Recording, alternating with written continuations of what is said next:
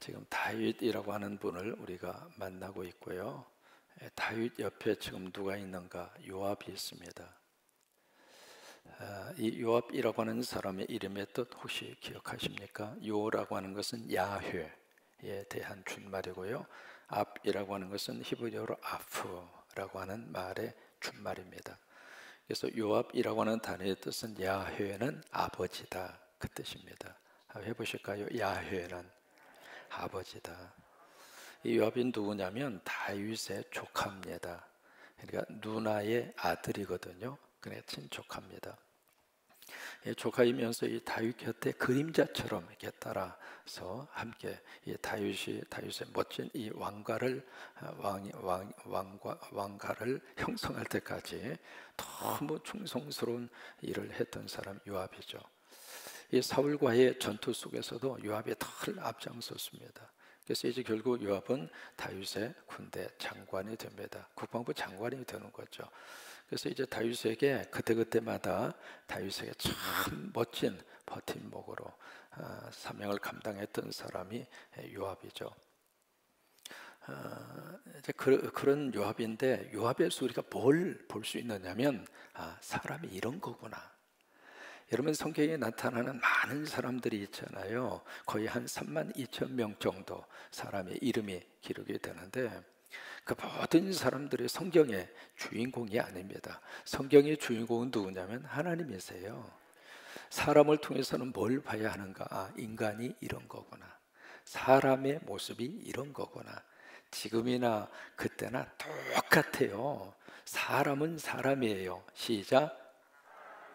사람은 사람이에요. 그 사람을 너무 사람 이상으로 생각하는 것도 비성서적이고, 사람을 사람 이하로 취급하는 것도 비성서적이고, 그래서 인간은 인간일 뿐이에요.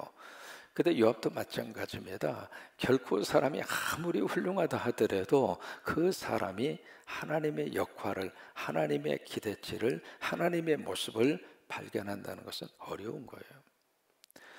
그러면 성경은 이 사람들을 동원시켜서 우리에게 뭘 말을 해주고 있는가? 그런 사람이라 할지라도 하나님이 쓰시더라, 그 말이에요.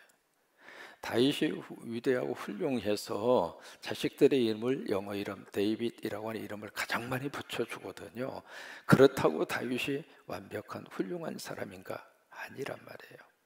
흠도 많고 약점도 많고 인간적인 모습도 그대로 드러내고 있고, 이 다윗의 아킬레스건이 두 가지잖아요. 첫째로 성적인 문제, 두 번째는 자식에 대한 부모로서의 양육 문제.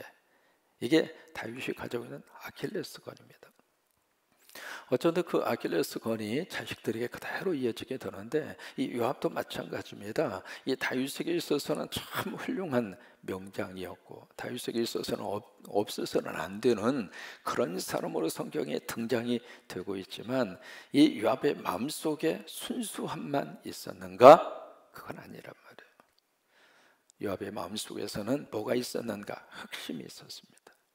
무슨 흑심이 있었는가? 이게요, 권력의 자리에 있다가 보면 권력이 좋을까요? 나쁠까요? 여러분 가보세요. 권력이 높으면 높을수록 권력의 옆자리만 있어도 좋아요, 나빠요?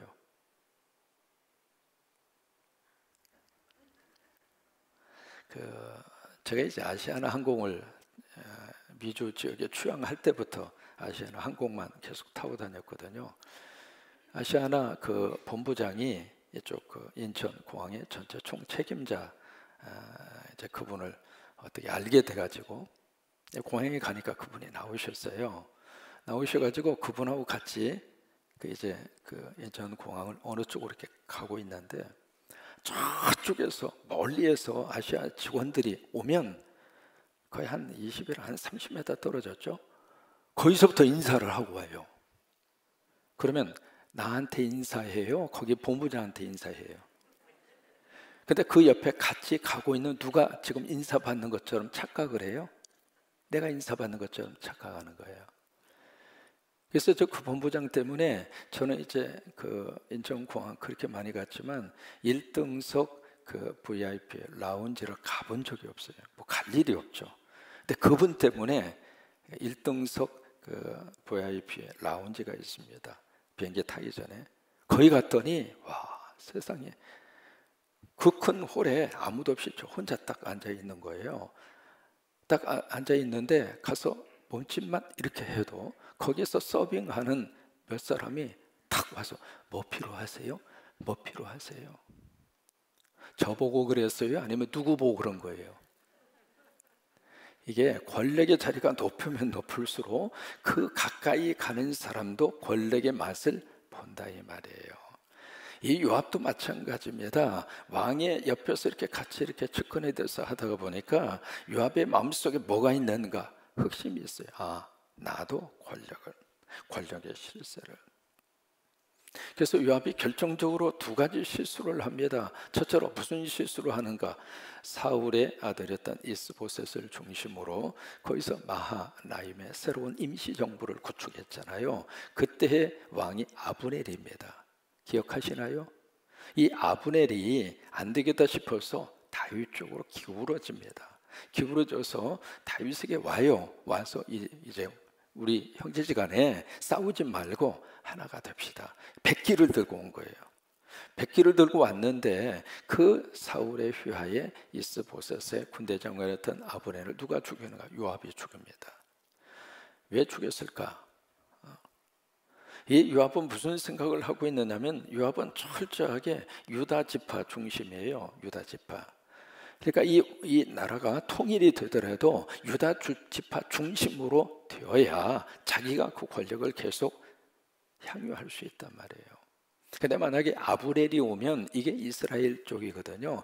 사울 지파는 다른 지파거든요. 10지파 그쪽 중심이기 때문에 이게 권력의 중심이 내 쪽에서 그쪽으로 옮겨져 간다고 하는 그런 걱정과 염려를 한 겁니다. 결국 이 요압은 자기의 정적이라고 생각을 했던 아브넬을 가차없이 죽여버립니다. 그러는 사람이 요압이에요. 그 다음에 이 압살롬과의 전투도 마찬가지죠. 다윗이 전투에 보내면서 신신당부했어요. 절대로 내 아들만은 죽이지 말아라. 내 아들만은 살려달라. 애비로서 당신들에게 정말 부탁한다.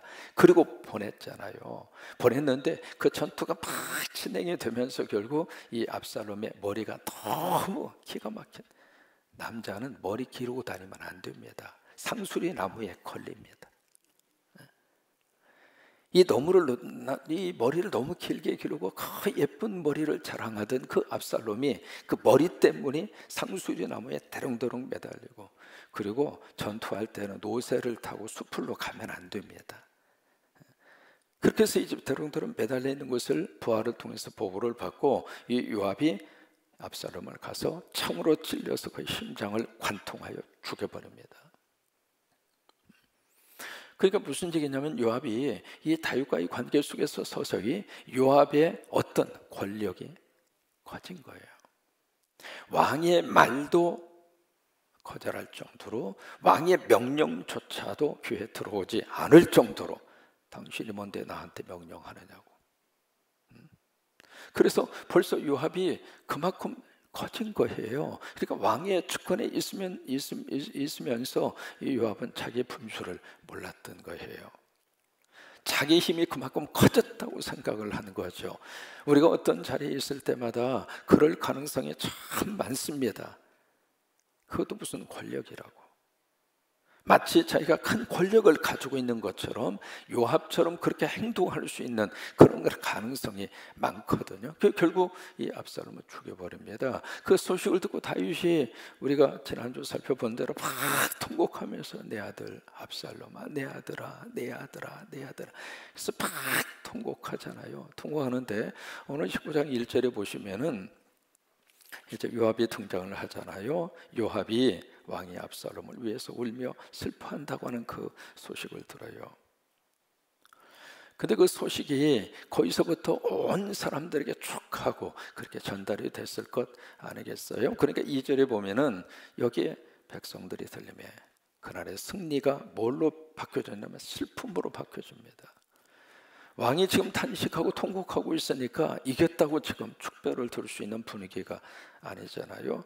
그러니까 3절에 보면은 백성들이 싸움에 쫓겨 부끄러워 도망함 같이 가만히 성읍으로 들어가니라. 이 좋은 기색을 낼 수가 없는 겁니다. 지금 반란군을 진압했잖아요. 쿠데타를 완전히 진압을 해서 이것이 완전히 승리의 빵빠레를 울려야 되는데, 왕이 지금 적장에 족수가 죽었다고 막 대성 통곡하고 있으니까 지금 그런 분위기를 낼 수 있는 형편이 아니죠.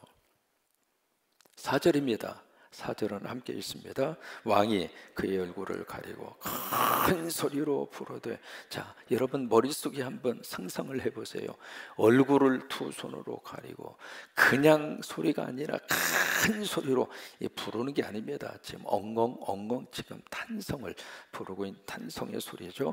내 아들 압살롬아, 압살롬아, 내 아들아. 이 내 아들을 지금 몇 번이나 부르고 있습니까?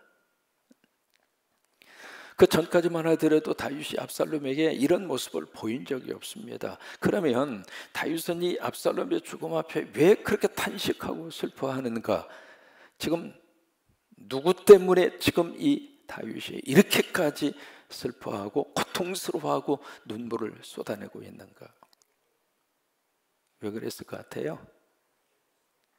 내 죄 때문에 내 자식놈이 죽었구나. 그러니까 자식 앞에서 애비로서 미안한 거예요. 내가 죽어야 되는데. 내가 지금까지 한 짓을 보면 밧세바 그 사건, 우리아 사건, 그 사건이 터졌을 때 나는 하나님의 진노를 받아서 그 자리에서 죽어야 되는데 하나님이 나를 살리시고 내 아들 놈이 죽었구나. 그 생각이 들으니까 아들한테 미안하죠. 여러분, 갓난 아이들이 갑자기 막 힘들어 하잖아요. 그러면 그 아이를 데리고 부모님들이 옵니다. 기도해 달라고. 그러면 이제 안수기도 하잖아요. 그러면 이게 그 애가 무슨 잘못입니까? 꼭 그런 건 아니에요. 애기 아픈 것이 엄마의 100% 잘못이다. 그건 성서적이지 않습니다. 그런데 한편 생각하면 이 애가 갑자기 왜 이런 아픔과 고통을 당해야 하는가라고 하는 질문을 던지면 때로는 행여라도 나한테 뭔가 깨닫게 하시려고, 내가 뭔가 하나님 앞에 회개할 것이 있으니까, 뭔가 하나님 앞에 바로 서야 할 것이 있으니까 나에게 이런 시간을 허락하시지 않는가, 그 생각이 들 때가 있단 말이에요. 다윗은 이 압살롬이 죽고 나서 그것을 뼈저리게 깨달은 겁니다. 나 때문에 네 놈이 죽었구나. 그 또 하나 앞서간 암논 생각이 났겠죠. 그리고 그의 딸 다말의 처지를 생각하면 눈물이 나올 수밖에 없죠. 다윗이 훌륭한 왕이긴 합니다만은 자식 때에 가서는 참 문제가 그렇게 많았습니다. 부모가 훌륭하다고 그래서 자식도 덩달아서 훌륭한 거 아닙니다. 내 자식이 훌륭하게 되기 위해서는 부모로서 그만큼 더 자식 앞에 무릎을 꿇어야 되고 더 노력을 해야 되고 더 자식을 위해서 우리가 하나님 앞에 눈물을 쏟아 놓으셔야 돼요. 결국 그래서 다윗이 그러고 있어요. 그러니까 요압이 다윗에게 가서, 이제 오늘 내용이 그 내용입니다. 다윗에게 가서 몇 가지 말을 합니다. 뭐라고 이야기하는가? 지금 왕, 당신이 보여주고 있는 이 행동 자체가 옳은 겁니까? 지금 만약에 계속해서 이런 슬픔의 상태로 당신이 행동을 취하면 내일 아침이면 이 모든 백성들이 당신의 곁을 떠날 것이요. 두 번째, 차라리 압살롬 대신에 우리가 다 죽었더라면 당신이 행복해했을 것이요. 세 번째, 만약에 이 시간 당신이 왕의 자리에 가지 않으면 어렸을 때부터, 젊었을 때부터 당했던 모든 화보다 더 큰 화를 당신이 볼 것이요. 여러분, 이게 요압 장군의 협박일까요? 사실일까요? 협박같이 들립니다마는 사실입니다. 왜냐하면 이 전투에서요, 몇 명이 죽었다고 기록하느냐면 2만 명이 죽었다고 기록했습니다. 그런데 성경은 숯불에서 죽은 사람이 더 많았다고 그랬습니다. 그러면 이 전투에 적어도 어느 정도 사상자가 났는가? 5만 명 이상이 죽었습니다. 그 5만 명 이상이 죽었다는 이야기는 그 이스라엘 전체 가정에 한 가정에 한 명 이상씩이 죽었다 이 말이에요. 그 희생을 치르면서 이 반란과 쿠데타를 진압을 했는데 왕은 그 쿠데타의 주모, 그 쿠데타의 주역이었던 자기 아들이 죽었다고 대성통곡하고 있으니, 만약에 이 전투에 가담했던 사람들이 봤을 때 이 왕이 제정신인가? 왕이 지금 제대로 왕 노릇을 하고 있는가? 의아심이 들 수밖에 없는 거예요. 이 요압의 말은 협박이 아닙니다. 사실입니다. 그래서 이제 그 말을 듣고 나서 다윗이 참 큰 그릇이죠. 어떤 모습을 보여주는가? 8절입니다.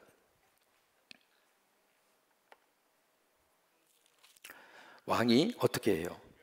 참 이게 사람이 큰 그릇이에요. 이게 여러분, 아무리 옳은 소리를 하더라도 부하가 와서 이야기하면 기분 나쁜 거예요.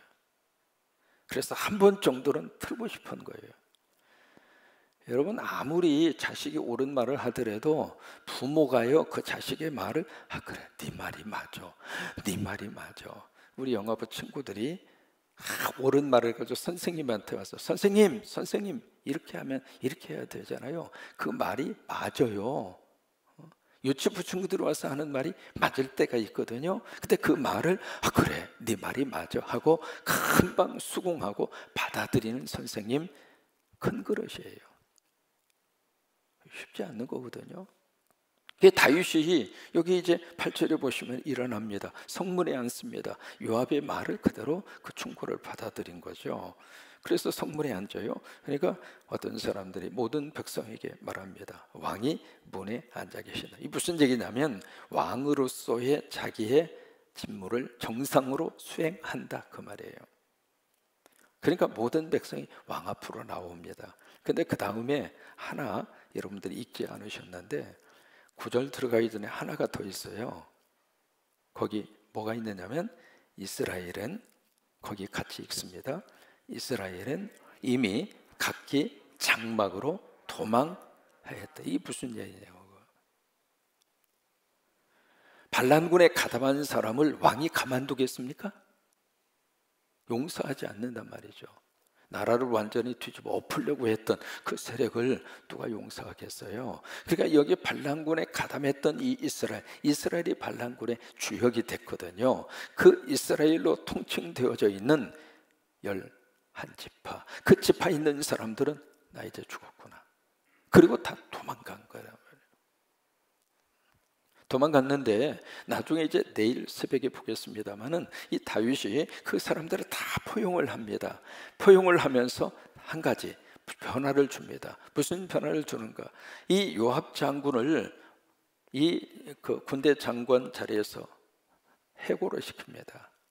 그리고 압살롬의 군대 장관이었던 아마사라고 하는 사람을 새로운 국방부 장관으로 기용을 합니다.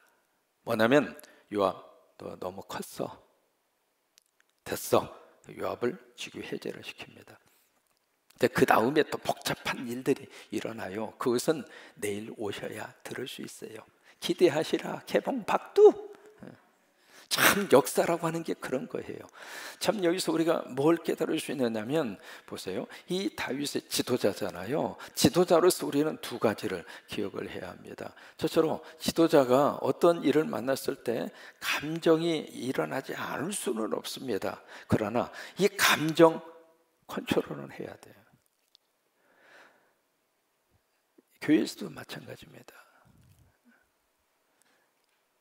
그러니까 우리 교사들도 지도자잖아요.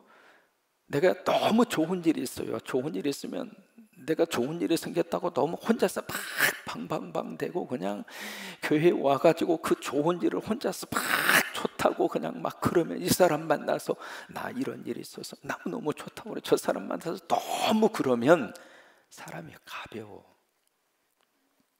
또 내가 지금 슬픈 일이 있어서 그냥 와가지고 학생들 붙잡고 막 우는 거예요. 대성통곡하고, 얘야 내가 이렇게 슬픈 일이 있다, 나 못 견디겠다고. 그래서 막 자기의 감정을 우리 친구들에게 그대로 막 노출 안 할 수는 없지만, 너무 오버해서 자기의 감정을 노출을 시키면 그 사람은 가벼운 거예요. 자기의 개인적 감정을 지도자는 조절할 수 있어야 돼요. 그게 지도자입니다. 내가 슬프다고, 내가 그 공동체 지도자인데 슬픈 것은 슬픈 것으로 본인 스스로가 삭해야 되고, 왕은 왕으로서 해야 할 일을 해야죠. 그게 지도자의 덕목입니다. 두 번째로 이 혈연과의 관계입니다. 혈연에 대한 관계. 아버지로서는 자식이지만, 아들이지만 국가의 입장으로서는 쿠데타의 영모한 사람이에요. 이 혈연의 관계를 어떻게 정리할 것인가, 그 말이에요. 전 이민 목회하면서, 이민 목회할 때 한 사람이 서럽습니다. 제 주변에 우리 집사람 쪽 가족들이 다 그 동네에 다 살고 있었습니다. 담임 목사가 딱 된 다음에 전임자가 그러시더라고요. 자 목사, 친척들 다 이 교회로 오시라고 그래. 그렇게 해서 목회를 시작을 해. 그때 그랬어요. 난 그렇게 하기 싫다고. 각기 있는 곳에서 신앙생활 하시라고. 나는 나대로 여기에서 내가 하나님 붙잡고 목회하겠다고. 이게 혈연의 관계가요, 너무나 끈끈하잖아요. 그렇게 해서 그 교회 속에 혈연의 관계가 딱 형성이 되어 있으면 다른 분들이 들어와서 그 교회에 뿌리를 못 내리는 거예요. 힘들어도 나 하나님 붙잡고 나 이 교회 목회하겠다. 지도자는 이 혈연 관계를 어떻게 잘 조절하느냐, 그것도 굉장히 중요한 지도자의 덕목입니다. 세계 역사에 있어서 가장 긴 왕조, 그 왕조의 역사를 가지고 있는 나라가 한국입니다. 518년 이씨 왕조. 그보다도 더 긴 왕조의 역사를 가지고 있습니다마는 한 씨족이, 한 성이, 이씨라고 하는 그 한 성을 가진 그 가문이 518년간 왕조를 이어간 역사는 한국밖에 없습니다. 그러면 그 긴 세월 518년을 어떻게 이씨 왕조가 그것을 쭉 그렇게 이어갈 수 있었을까? 여러분, 이 세계 역사 속에요, 얼마나 많은 영모가 일어나고 쿠데타가 일어나고 막 그러잖아요. 근데 어떻게 518년간 이씨 왕조가 그렇게 쭉 이어올 수 있었을까? 하나의 근거가 있습니다. 친인척 관리를 잘했습니다. 그래서 이씨 왕조 518년간을 이어올 수가 있었던 거예요. 지도자가 되면 될수록 이 두 가지를 꼭 우리는 마음속에 기억해야 합니다. 감정 조절, 좋은 일도 슬픈 일도. 또 하나, 혈연에 대한 문제. 이것을 잘 관리해야, 그래야 지도자로서 멋지게 쓰임을 받을 수 있고, 그리고 끝까지 롱런할 수 있는 비결이 바로 여기에 있습니다. 오늘 하루도 주 안에서 승리하는 여러분 되시기를 주의 이름으로 축원합니다.